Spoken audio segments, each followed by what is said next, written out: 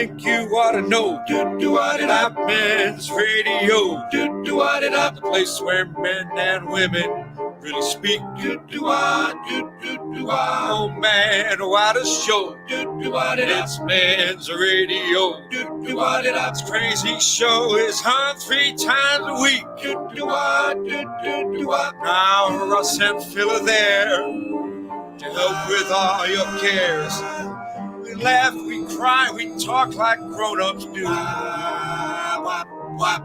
But if you're sad and low, it won't cost you no dough. Men's radio, that's the place for you. With Russ Kane and Phil Dave. Oh, a very happy Monday to you. It has just gone midday on Monday, the 22nd of November, 2021. Where on earth is this year flying? I hear you cry. Well, it's going into the past, like all years do, really, I guess. Anyway, now, look, those of you who are observant, oh, and he's here already.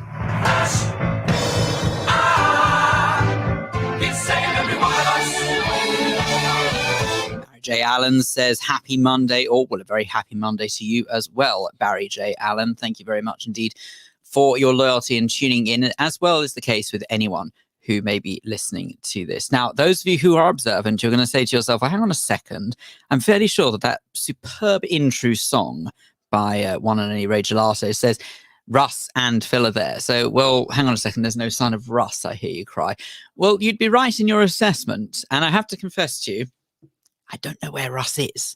Now, this might sound a bit disturbing and a bit worrying, and it is kind of a bit to me, but I don't know what's going on. I don't know where he is. I've tried calling. Sometimes in the past he has slept in because, as we all know, Russ has been very open and honest about this, that he does sometimes suffer a little bit with his sleeping.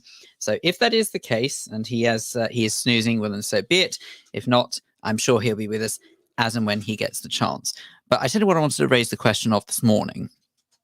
Or this afternoon now, technically speaking. And I'd be very interested to hear what you think about this. Is I wanted to go back to addressing the topic of online bullying. And I don't like the word bullying, okay? Because it's not, I don't think it's bullying. I think it's online cowardice is what I'm going to call it. Because that's more likely what it is. If you have somebody who hides behind a facade of technology and says stuff to other people that they think is okay, but they wouldn't dare say in person. That's what I want you to get your brains around for this morning or this afternoon, if you get the chance.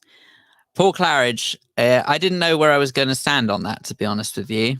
He says, hey, Phil, can we take a moment to send our love to our mutual friend, Jo Good, who lost her beautiful bulldog, Matilda, yesterday.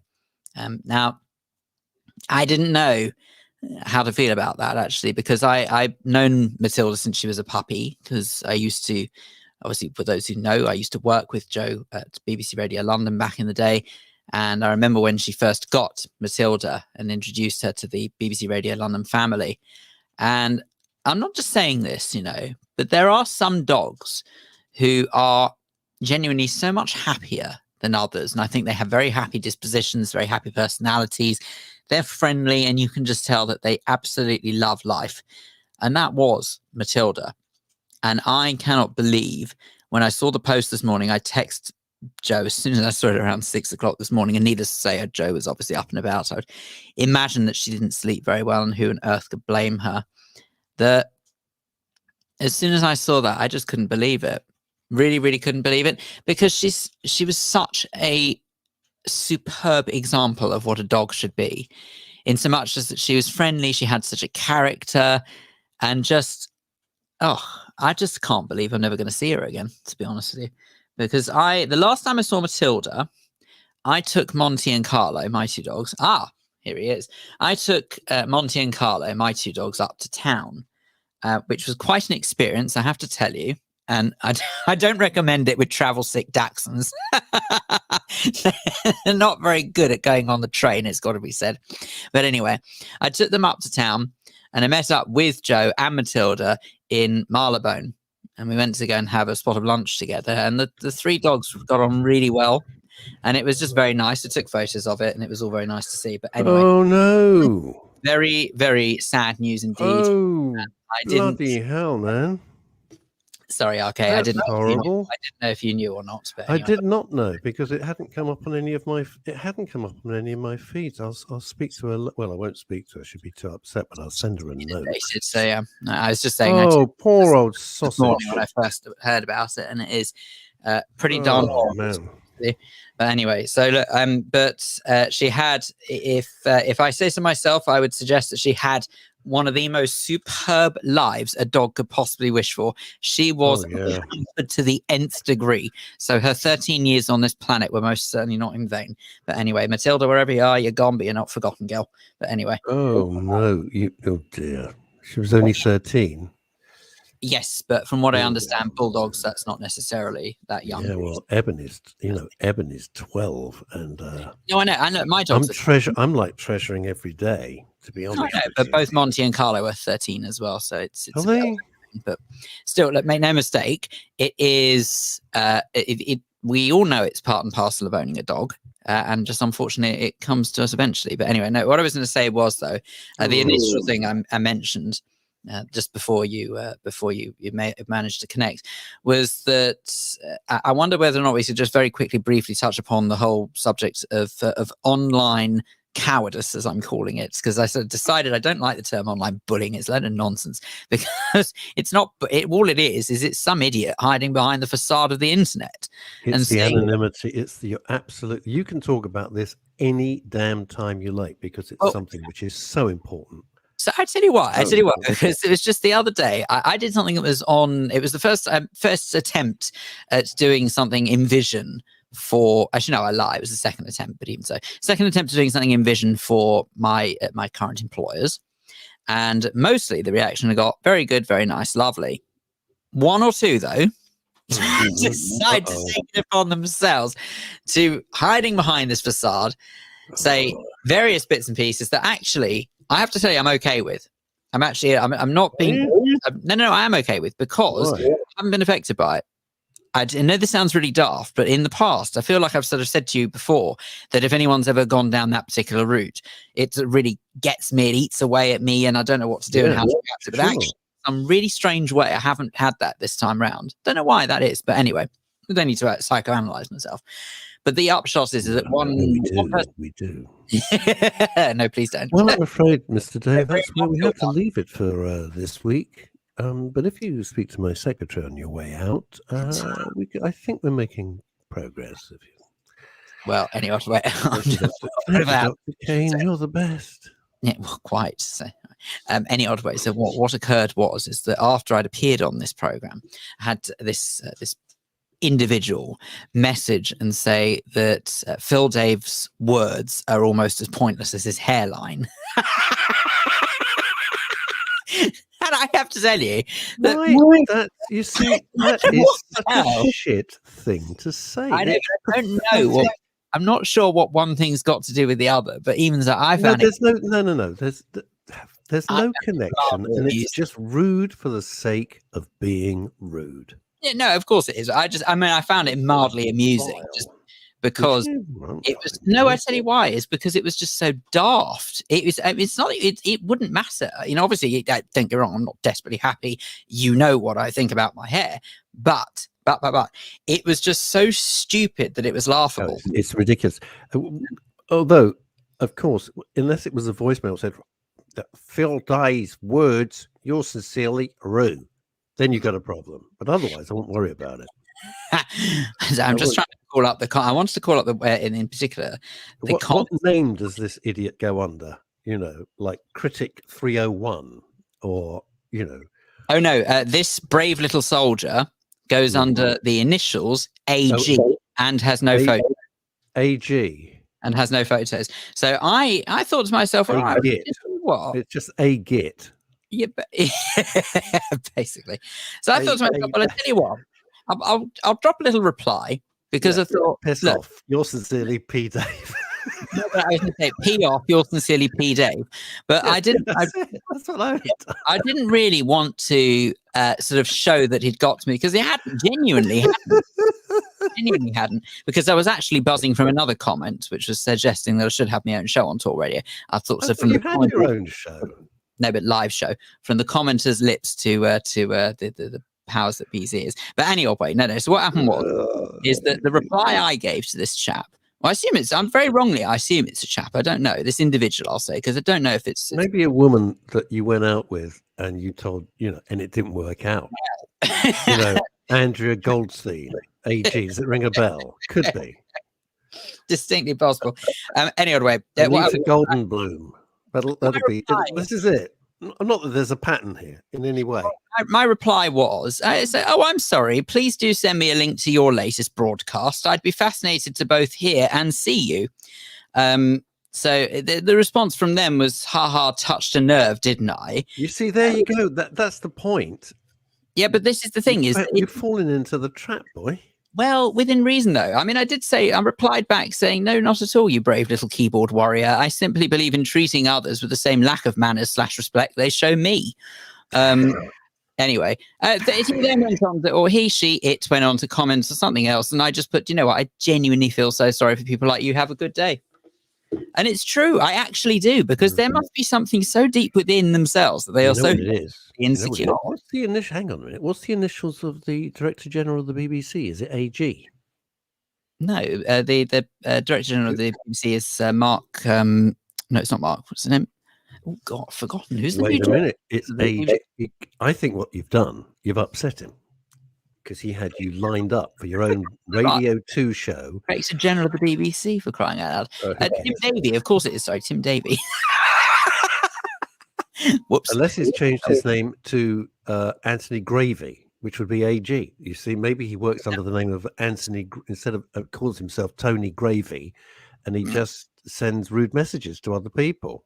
Didn't pick up on this, you see. No, that's why you need me. That's why you need me by your side. Elizabeth Green, good morning to you in New York City. And you've read all the stuff about Matilda. Oh, God, Joe would be absolutely... anybody who says, oh, but it's just a dog. Oh, slap him. No, it's just a dog. We can't be friends. I mean, genuinely, that would be a deal breaker for me. Absolutely none of that. I tell you something. It's such a deal breaker. I just couldn't.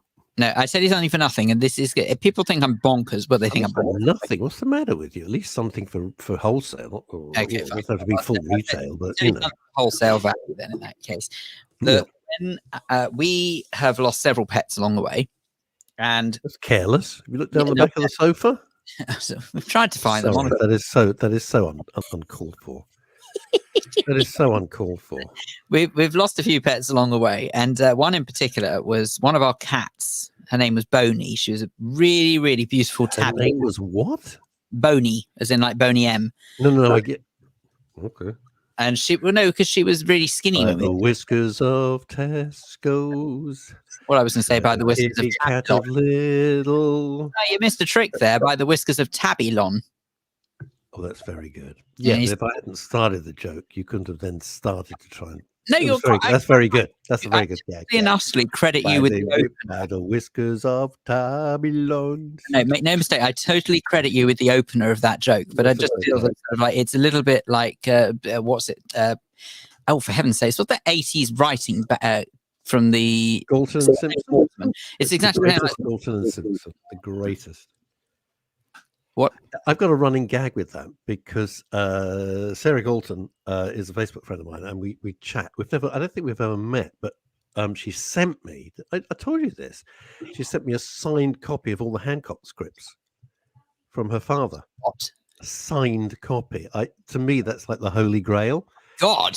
She knew that I was such a fan, and we just hit up on a conversation and just hit it off with that sort of thing. And what, you still got this? I've still got it. Yeah. I've got it. Totally got it. Yeah, sure. Wow. Yeah. Right? So it was so nice of her. And every time there's something in the news and she makes a comment, right? I do a variation of a pint. That's almost an armful. And I just do variations of that. Right. Okay. You lost a few pets, and Oh, anyway, so we lost a few pets along the way, and yeah, one in particular was this. It was our tabby cat called Boney, and I have to say, when we lost her, I mean, it was talk about traumatic because I was the one who sort of went with her to for the don't. If it's a vet story, please don't tell me. Last visit to the vet, and Oh. basically, I was inconsolable for 3 days solid. Of course, It was just horrific, absolutely horrific. So, but anyway.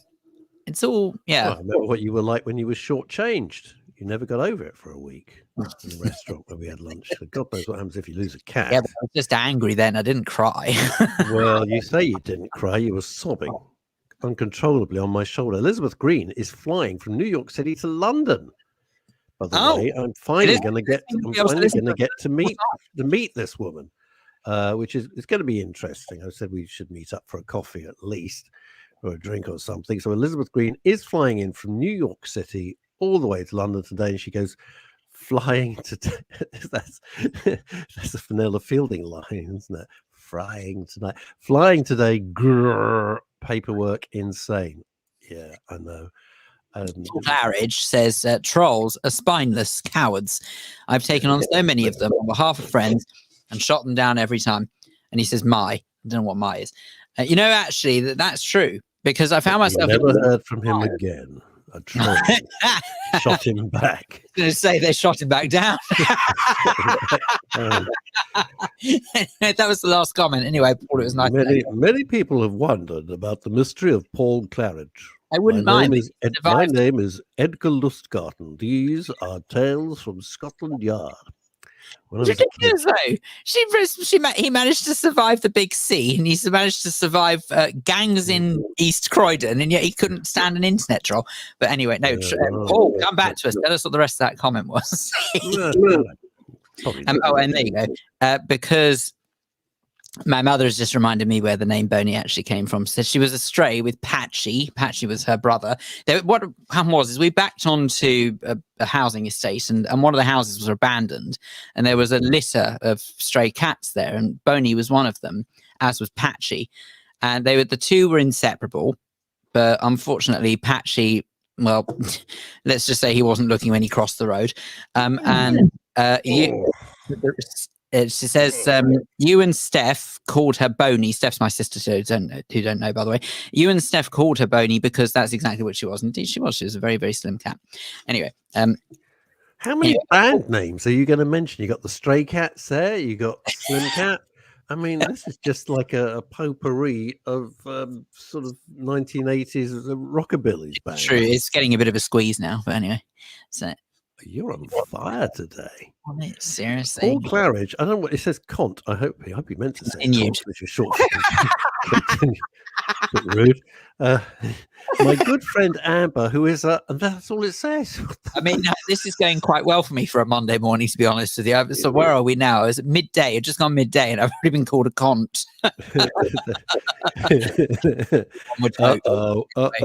What is this? Dave Sleet. Oh dear.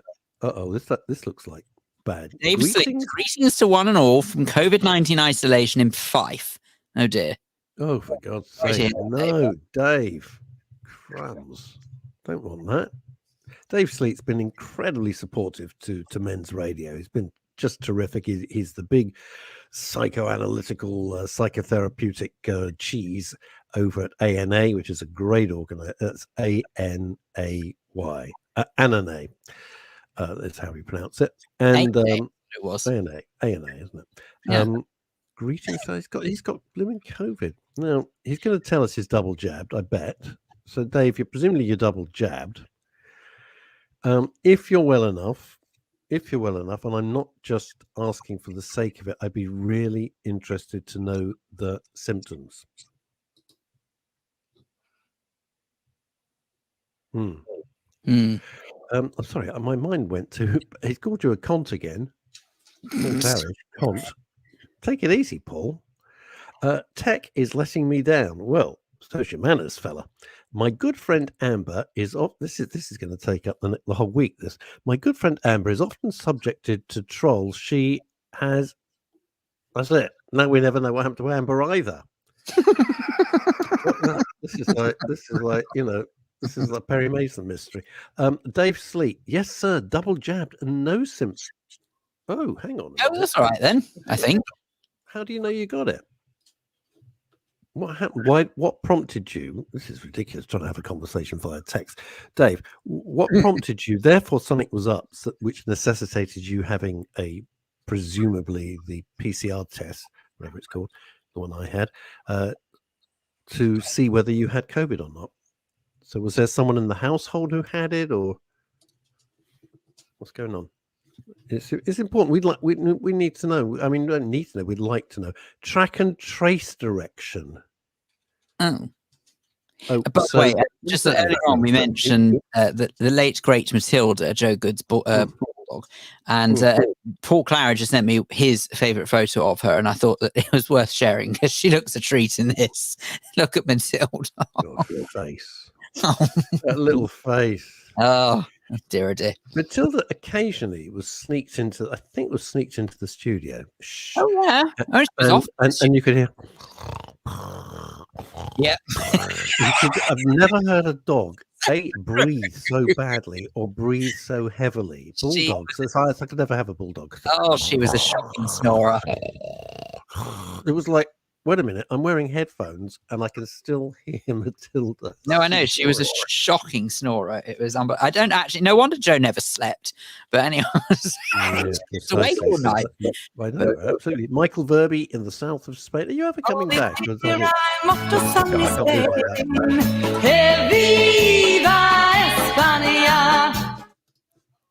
Hi, Michael Verby. Yeah. A serious question, Michael. Are you, in all seriousness, because I think a lot of people think I just want to get out of here. I don't blame them. Are you ever coming back on that set? Because the idea was that you were going to go out for like a week or so to see your sister Stacey, and you left Leeds, went there. You've been there months and months and months and months and months. So seriously, did you just think this is it? This is the life for me. What the hell am I doing in the UK? I like it here, which is very cool. I'd be really interested to know the answer to that. And easy life, Black Friday. How long before they don't allow the term Black Friday? I'm wondering. I can't tell you every year how I've wondered that. I have. Is it discount appropriation? What would they call it? Retail appropriation. They'll call it. What would they call it? Well, actually, no. They probably call it Special Offer Friday or Discount Friday. I think you're right. No, but what would be the claim that it's rude? I say the word rude without any. Oh no, they would say that it's disrespectful. It's discriminatory towards certain deals. What? That they're good and that you want them. It's interesting. I'm just waiting for it. You know, I'm waiting. I'm just gun shy. Totally gun shy at the moment. Elizabeth Green, as you put up on the screen, says, I had two pugs who breathe like that. So no sleeping on the bed for them. I bet. I'll get a soundproof room and just put water and food and just. Yeah, I like pugs. They look cute, but I'd never have one. You know that you were saying about how Joe used to bring Matilda into the studio sometimes. Explain, Phil, why that is such a big deal. For the it's BBC. Very simple. I'll be back in one. I've got. If I don't get a cup of coffee, I'm going to faint. So just hang on one sec, and be right back, as they say. Well, no, what I was going to say is that Matilda used to be brought into the studio, which is very unusual because dogs are just simply not allowed in the BBC. So I'm not entirely sure how Matilda had special dispensation, but no, she did. She was allowed in, which is great, obviously. But I know that Joe used to do the show before the one I produced. So I produced the overnight show and Joe used to do the late show. And when Matilda was in, I used to offer just to sort of take her out for the last hour of the show, just to sort of see if she wanted a bit of fresh air and do what all good dogs should do and stuff like that. And she was just so much fun. She really was a very bouncy little dog and was always very happy to see other people. So anyway, I just that was the reason why it was a rather unique event. So anyway, yes. So there you have that. What were we saying? Oh, yeah. Online trolling. Well, back to the subject of online trolling, what I also found quite annoying in this past week was that there was somebody who, there's a colleague of mine who I work with at the moment, and he presents a program, and these delightful online individuals decided they were going to message him off the back of his program as well, and say, and actually in a nutshell said, "You are no presenter." But he didn't say, oh no, he said, "You're no presenter," but he said YOUR, not YOU''RE, which of course is big. So I responded, I chimed in, he ignored him, but I jumped on board and said, if you are going to insult presenters, will you at least do it in the grammatically correct fashion? It's YOU''RE, not YOUR. And he replied saying, "Oh, is that the best you've got?" To which I replied, "What, an education ? It served me quite well." And he shut up after that. Anyway, boom, Mr. Don Brown, good day. Bit tardy this morning. Yeah, but it's in the middle of New York. We've got two, one in New York itself, New York City, NYNY, and New York, and which I never understood until I lived there. Why they repeated? I thought, what's the matter? Is there an echo here? But obviously, it's the city of New York in the state of New York, and Don Brown is in New York State, in a town that Phil and I never heard of. And then Phil said, "Where's it near?" Then he mentioned some. New York is a fantastic state. We always only think of it like Empire State, Manhattan. Of course, it's not. It's a beautiful state. As it happens, New York. Lovely Demisa. Hello, boys. Hello, I think I'm on the edge of breathing life into a cold. She could breathe life into a car that hadn't been started in 50 years. That's how hot Demisa is. She'll jumpstart them. She jumpstart it. So much for regular consumption. You didn't realize how funny that was. Oh no, I knew what I was saying. I promise. So much regular consumption of vitamins C and D and blooming echinacea. Yep. Do you know, I find echinacea okay. No, echinacea is always cold. Here's Once you the get thing. cold, it's pointless. I got to tell you, Leslie, that when I, this is week 5 of this throat thing, 5 weeks of this crap. And people were very, very kind on Facebook, on my Facebook page, which is a lot of fun usually. And they said, "Oh, echinacea." And I said, "No, when I used to do panto, every twirly was taking, and they'd all go, I couldn't be bothered with echinacea. I've never found it had any medicinal or helpful properties whatsoever.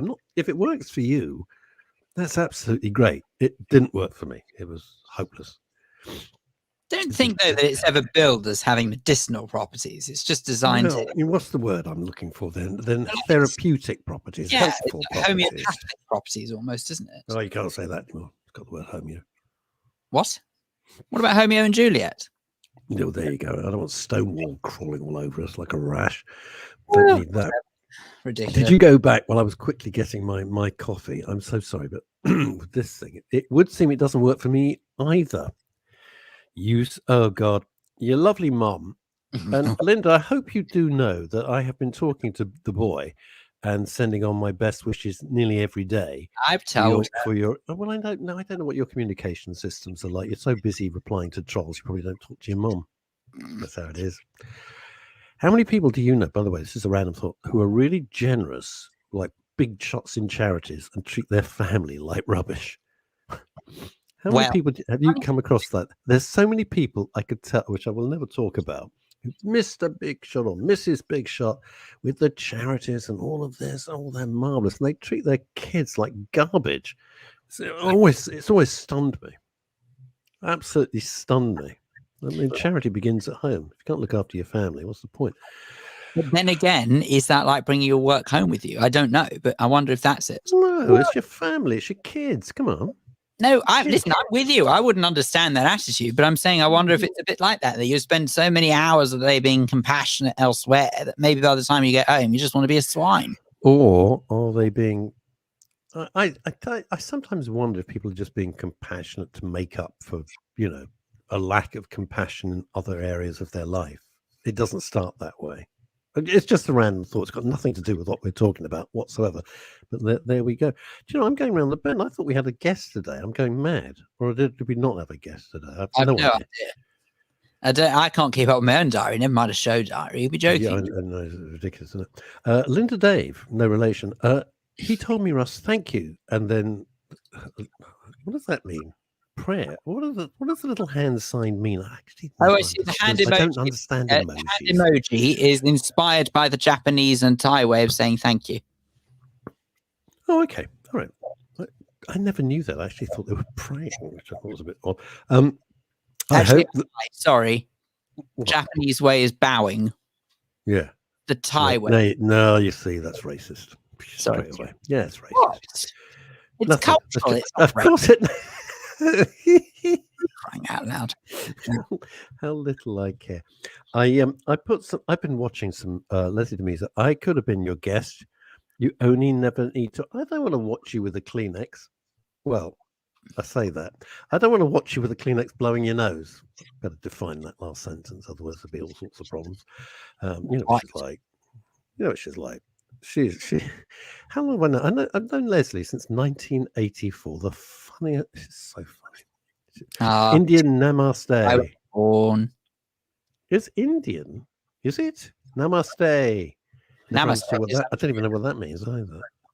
Hands together. Well, Elizabeth would know because she's kind of like a hippie kind of person. Elizabeth Green, hands together. If you're free, you should join if we're meeting up. I've got some dates. Where? Well, Elizabeth Green's flying today from New York over to London. Yeah, absolutely. I've never met her. We've never met. So I thought it'd be interesting to say hello. Watch. Oh, she goes, watch it. See, we're off to a bad start. Never even met the woman. We're off to a bad start. She's already threatening me. Well, Elizabeth, if you want, you don't have to invite Russ, and I'll happily go in his stead. I'm the nice. Yeah, much better. Much better. Obviously, you'll end up paying for the whole meal, but it's fine. I'll Russ's card first. Company expense. When we had the little tiny break between the lockdowns and everything. Yes. Phil, myself, and we all met up, right? And we had a little lunch à trois. It was very, very pleasant. And then Phil brings out his own cutlery, which at the time I was thought mad. And then I adopted exactly the same thing, and I brought my own cutlery to restaurants. Right. Sorry. I mean, I'm fully aware that cutlery would have been through some sort of boiling wash. Well, at least you hope. At least you hope. No, it would. It would have. It was going to be someone, spitting on it. Make no mistake. At least if it's a good idea. Cutlery, you don't have to wonder whose mouth it's been shoved into. Yeah. If you go down that rabbit hole, you got a real problem. And the real problem would be if you go to a hotel, who slept in this bed? What have they done in this? And you start to think, ooh. That's why I would never, ever, and I've never understood this, in gyms and health spas, when people get into a jacuzzi, and I'm like, Jesus, why don't you, have a bath at home, and then the door opens and three total strangers get in, wander into your bathroom and get in your bath? What the hell's that all about? I wouldn't touch it with a barge pole. I won't touch it with yours. I wouldn't. Absolutely would never go into a jacuzzi. No, no, not at all. Sorry, turn the bubbles off. It's a bath with friends. I don't care what anyone. That's the point. Well, no, it's a bath with total strangers. You don't know who the other people are. Yeah. Well, the other people say, "Hey, I got a hot tub. Why don't we get in?" No, you get in the hot. I'm not getting in the hot tub. I don't even care if you've got some Lifebuoy and a bottle of matey. I'm not getting in the hot tub. It's not happening. Hot tub is basically just a bucket full of skin cells. It's full of oh man, it's full of bits. I knew a dermatologist once, and he said, "We love this." And I go, "Why did you love it?" He said, "It's great for business. It's just terrific for business. It's an endless stream of clients coming in because they've been in a." No, it's true. I love this from Phil. Where are we? Let me just move my little coffee cup. Paul says, Phil brings his own Paul chef is to restaurants. He fills his own chef to restaurants. Not that bad. Although I don't deny, I often in some kitchens I do actually go and inspect the chef's hands before I actually allow them to cook for me. You think he's joking, obviously. Now, are you? Oh God, I'd be very fascinated, hippie. She says, I'm fascinated to know because a lot of my friends are beginning to travel. Ray Gelato is on tour. He's just gone off to. Has he gone to Spain or Italy? Spain, I think. He's gone off with the band, with the Giants, and he was dreading it. We hooked up for a coffee and a smoke on Saturday morning. He was dreading the travel, and I really get that. You know, the paperwork and everything. But I said, look, it's what you do for a living. Once you're out there, and once you're playing, and you're in the festivals or whatever it is, the clubs, you'll thoroughly enjoy it. But it's a pain in the ass. Elizabeth Green's going through huge hoops to fly from New York to London, and the paperwork's a nightmare. Beanie is off to see. He's off to New York. Oh, you dodged that bullet, Elizabeth. You don't have to meet up with Lloyd Beanie now because he's flying there and you're flying here. So you'll cross over, you wave at each other at 30,000 feet over the Atlantic somewhere. And he said the paperwork was just, nuts to try and get it all done. Puts me off. The more it goes on, the more I just want a little motorhome potter around with. Yeah. And Elizabeth's coming back from New York, very busy in New York, aren't we? It says, funny, I traveled in August to Jamaica and it wasn't like this. Was that because Jamaicans were a bit slack? I'm serious, I'm not being rude. Were they a bit slack with it? Or it was just easy? It's just a nonsense, isn't it? This whole thing. What a nightmare. Yes, bloody nightmare. I don't completely see the point, if I'm honest, of all the travel restrictions, because COVID will mutate whether you allow travel or you don't. Totally. So I hate to say it, but I don't even know if there's any point really, or any proof rather, in actually saying that a particular variant originated from a particular country. I'm quite pleased they dropped that nonsense when they decided to change it from, say, the the South African variant to, say, the Beta variant or whatever. Never said the Chinese variant, did they? Because that pissed me off. The South African variant, yeah, the original variants, yes. But they never said, the Wuhan or the Chinese lab that happens to be in Wuhan variant. Well, it's true, but the point is, no, I know the Chinese. Well, no, it's true they didn't. But the problem is that if you can't really sort of say for sure that just because it originates in a country, that it's that country's fault if it winds up in another country. In other words, what was dubbed the Indian variant. I don't think there is any way of proving categorically that because it was first discovered in India that Did you have a burning mouth and kept running to the loo?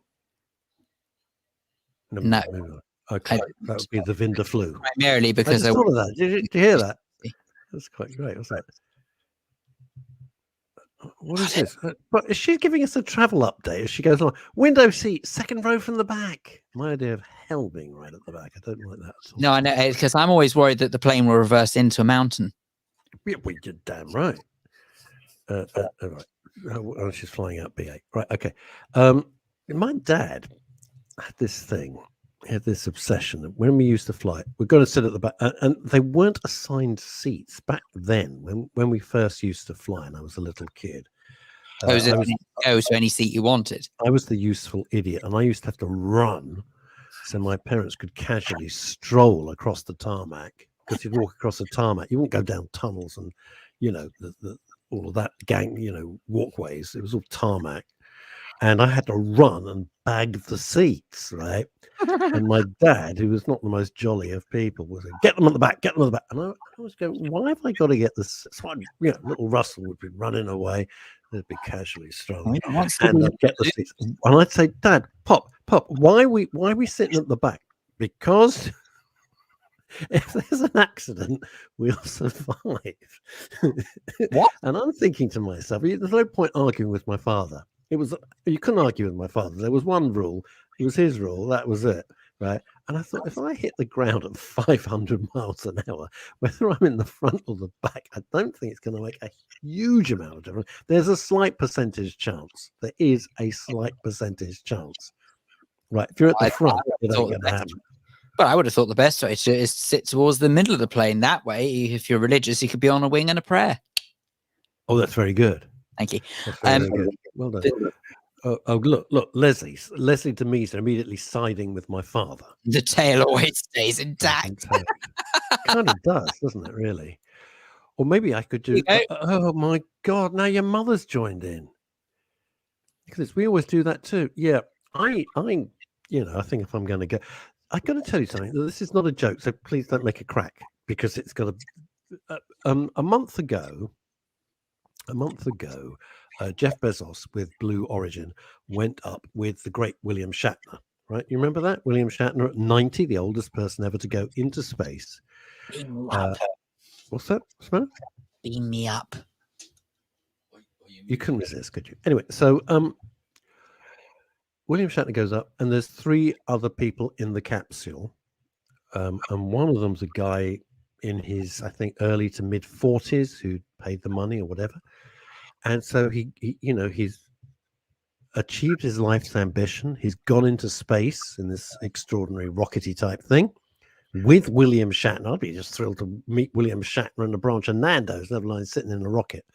Goes into space. Probably a rocket, to be honest. You said it was a rockety type thing. It was probably a rocket.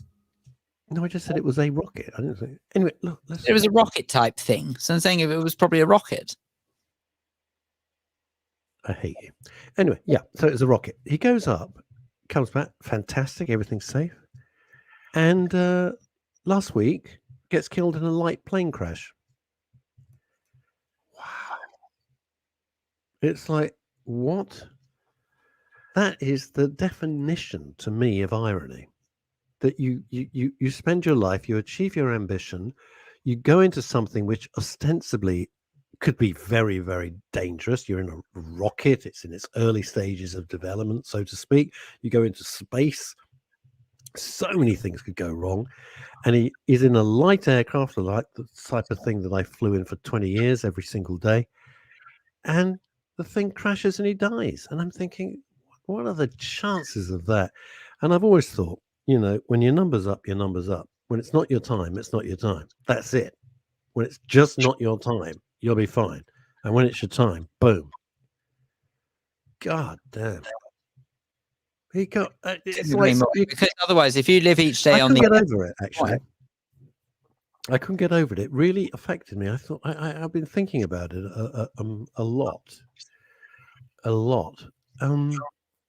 One of the things I watch YouTube all the time on my TV, because that's where I watch all the documentaries and everything like that. Oh, Asa Don Brown.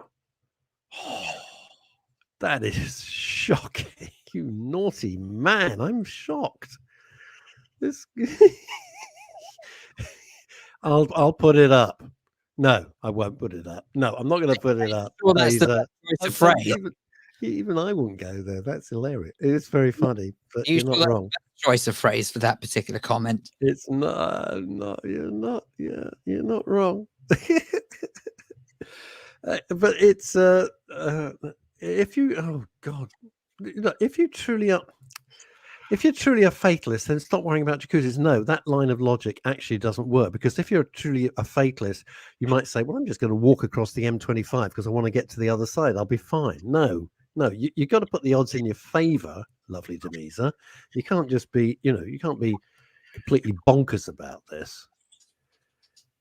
Oh, go on. No, I'm not getting into I'm not. What is this? I don't like jacuzzi. Actually, putting aside, even if it was the most hygienic thing in the world, I actually don't even like the sensation of a jacuzzi. I don't get it. I don't find it relaxing at all. Like I can't bear massages. I don't like anyone. Well, it's not for me. Thank you. What about swimming then?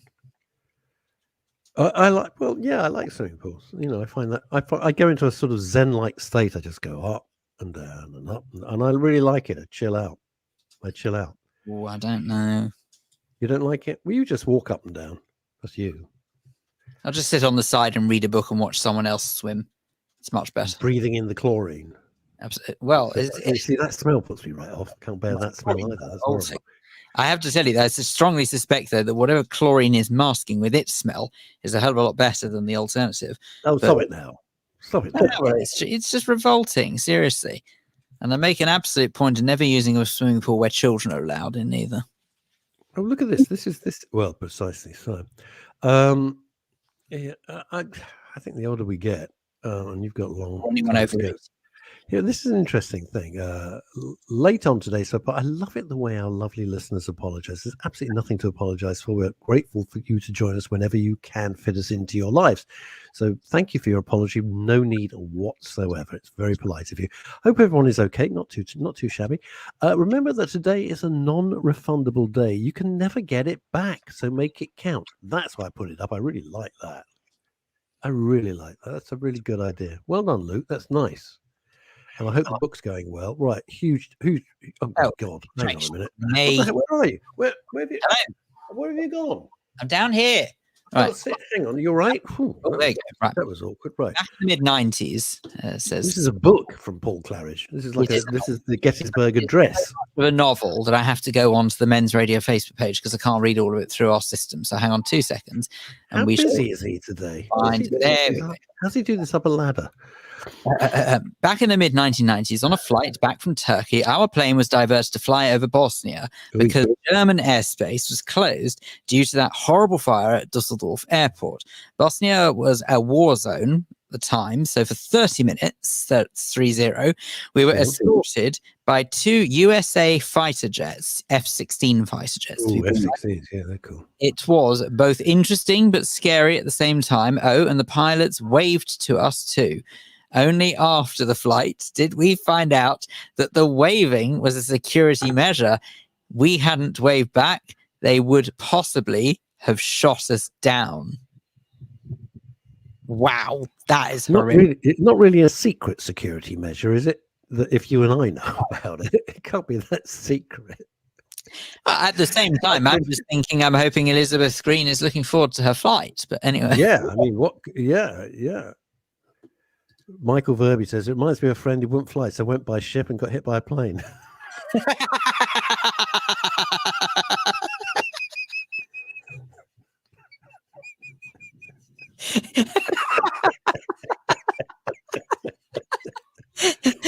Oh, dear. Irony. Oh, dear God. Sorry, I don't mean to laugh. That's hilarious. Hilarious. That's purely evil, but absolutely. Anyway, right. Yes. Sorry about that. Mildly amusing, I dare say. No, that's good stuff. I like that. I like that. Oh, hang on. What is this? Dave Sleep, Mr. COVID says, I'm reminded often that our place in the universe means that even when we are laying down, feeling our lowest, we're still moving around the sun at over 1,000 miles an hour. We never truly stop moving forward. You see, that doesn't, I'll be honest with you, Dave, that doesn't resonate with me. When people go, isn't it a miracle? I'll be honest. This is me being quite serious about this. When people go, oh, isn't it wonderful on this beautiful blue marble and we're traveling through space at, God knows what speed and blah, blah, blah, blah, blah. And I go, yeah, but I've run out of milk. I mean, that's, or damn, I don't have any bread in the house. And how am I going to get bread? That's kind of it. I don't go, yeah, but we're on this beautiful blue planet. And blah, blah, blah. I don't think about that. We do stop moving forward, unfortunately. The Earth doesn't, but its inhabitants do. So I think the planet does not stop moving and evolving. But I think we are perfectly capable of just being in a dreadful rut. Totally changing the subject, says Snotty Demesa. When you are going, what is this? What is this? When are you going to pop over and join me and Phil, bring your own cutlery for lunch dinner at the place from which I sent you a menu? Well, interestingly enough, lovely. I didn't know this was even on the cards, lovely Demesa. I'd be way up for it. Yeah, you'd do that. Well, for you, it's a 3-minute journey. For me, I'd have to set off like a week in advance with Sherpas and guides. Oh, the latkes are worth it. No, I never eat latkes. They're just one of those, inject fat into my system. I tell you what, oddly enough, Lally, I am meeting my lovely cousin Francine and her husband Michael, and I'm meeting Barry Blue, who's an old friend of mine, and his wife Linda, and we are going. I think we're going there next weekend or in a couple of weekends time. You should join. You should just come along. Not you, Phil, obviously. You'll be asking for all. Clearly. I know what you're like. Actually, you should come. Be fun. Yeah, so I'm traveling all the way to, like, when I say traveling, it's like a 60-mile round trip to have the food. So I'm going to that one, but I don't know which branch it is. I think it's the one in Hatch End, which I went to with Mike and Fran. I think it's the Hatch End one. I think it's the Hatch. I have to check. Yeah, I'm pretty sure it's Hatch End. But I'm doing that in a. When am I doing it? I don't know. I haven't got my diary in front of me, but that's when I'm doing it. So it's weird you say that, but there we go. We can make an extra pilgrimage because if I jump on the Jubilee line and somebody, with like a mini convertible or somebody would pick me up at Stanmore Station, then you don't get this in other radio shows, do you? That would be good. There we go. I thought it was very nice. What's happened? Something's come up. Something's come up that's amused you. What is it? Is it from Rupert giving you a rise? Is it from Rebecca saying, thank you, can I have my Carmen rollers back? I can't see what that is. I want you to have a look at this photo that I'm holding up, okay? I know this doesn't mean much to our radio. All right, you're holding it up, okay. That's the Tibetan Monk, okay? Yep. Right, so just wanted to read the... I just wanted to read the bits that came up in the middle. Right, okay. This post says, incredible. A Tibetan monk has been discovered in the mountains of Nepal. He is considered the oldest person in the world at 201 years old. Yeah, sounds reasonable. He is in a state of deep trance or meditation called a lackin. When he was discovered, no idea, that's what I think it's pronounced. Discovered in a mountain cave, they thought he was a mummy. However, scientists examining what they thought was a mummy discovered that he had vital signs and was alive. The final paragraph says, among his things, they found a piece of paper that said, stop believing all the BS you read on Facebook. I was genuinely excited by that until I read that line. It's just rubbish. It's absolute rubbish. You see, this is it. This is how conspiracy people just get away with it. You can just write any old crap and make it look official, and then people believe it. That's right. So true. And Leslie says he's dead. He looked dead in the photo. He does look a bit dead in the photo. But as I said on, if I may say, it's not suggesting for a second that I work on another program, but I work on another program. How many plugs are you going to give your other blooming work?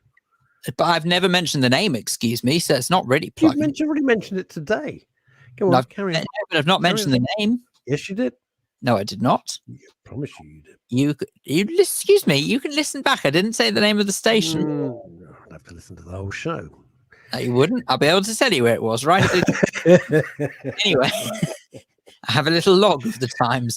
Shut up. Anyway, so the other station that I work at, and in particular the show that I work on there, I even said that this weekend just gone, where I said that I actually genuinely feel sorry for anyone who is in such denial about what goes on in the world that they have to go looking for such nonsense online.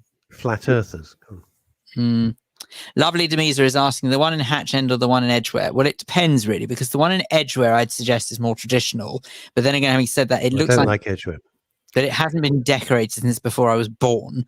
Or the one in Hatch End is nice. It's a bit nicer. It's the one in Hatch End. End of discussion. I'm not going to Edgware. I don't like Edgware. There you go. There's the answer. But the one in Edgware is authentic. Well, I don't even know what that means. Well, it's original. It's got wood paneling on the walls and everything. Oh my God. Jeez. No, we're going to Hatch End. It's nice. I like Hatch End's Hatch End is the most peculiar place. It's one very long street, like a high street, but every single shop is a restaurant. I've never ever seen a street like it in my life. It's the weirdest thing.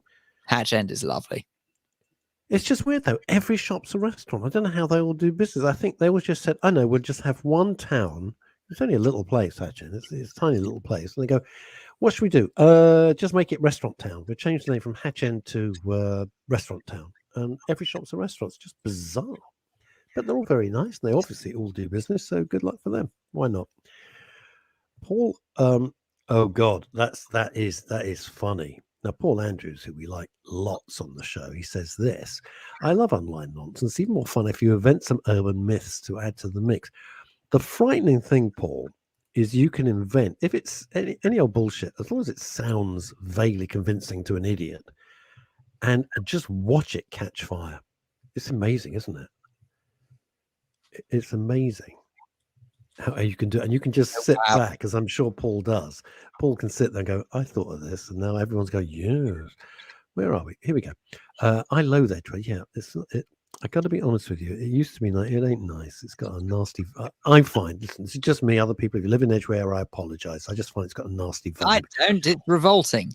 Right. Okay, I love Edgeware, but the Edgeware branch, as in this particular restaurant that Lovely Denise is talking about, has Johnny and Michael, the guys who opened B&K 43 years ago. God damn. And don't we know it hasn't been decorated in that time? Yeah.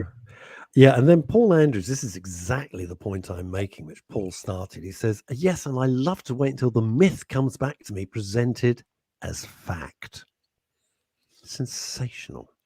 I posted up a few things on my own Facebook page, which you're always welcome to come. About 5,000 of you do have a little butcher's at, things that just cross my purview, like how long have I got? Oh, I got time. A wonderful cowboy cooking show, and I've started a sort of little tweeting. There's a guy called Kent Rollins who lives out. It's either Texas or Missouri. I know they're different states. Americans, don't get upset. And he does cowboy cooking, and I just love it. It's zen-like. It's so relaxing to watch. Is it cowboy cooking? I mean, how is that? Does he sort of lasso the frying pan or something? It's not far from it, because he was what they call a chuck cook. In other words, when they were, see, this is the difference. We think America is like New York or LA. Of course, it's not. It's everything else. That's the real America. New York's its own country. California's definitely, LA is its own country. It bears no relationship to the rest of America whatsoever. So, like, he would provide the cooking for the cowboys who were doing like the rounding up on a ranch. So I'm thinking, how big's a ranch? The one ranch he was talking about is 300,000 acres. We get excited if we get a flower in a window box here. This is the difference. 300,000 acres. That's one ranch. Oh my God! Yeah, and this is the difference. So he does a lot of sort of mass cooking because they're in the middle of nowhere. But if we think a property comes with 10 acres of land, we think it's a mansion. We think it's huge. What? You live in London? You've got a garden? Yeah, they're This is great. This is Paul Andrews. This is hilarious. See, this is what you do. If you hear the more, Paul, how did you think of that? That's genius. If you hear there are more Mexicans in Lambeth than there are in Texas, that's one of mine. That's just genius. That's just genius. Just absolutely. Anyway, his name is Kent Rollins, Rollins. If you want to relax, just watch him.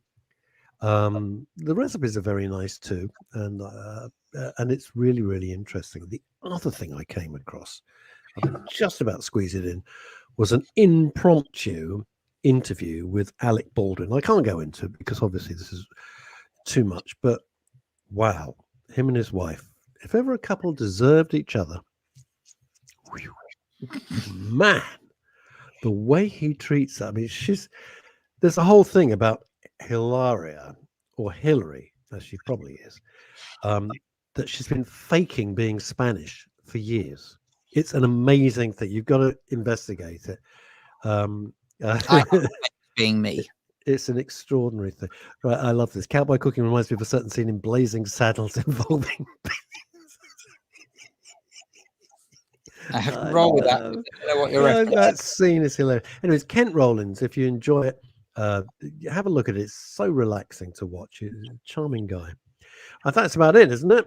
That I haven't is. got my- We've got time for. wow, we will be back on You know what, can I Wednesday. say it was fun having an hour of chatting, actually. It was very, very nice. Just to sort of before we lighten the mood a bit to kick the week off. Just like I know we've often had guests on every single show recently. It's quite nice just to have a good old natter. So thank you. It's my fault. You see, I'm being criticised in a subtle way. I get it.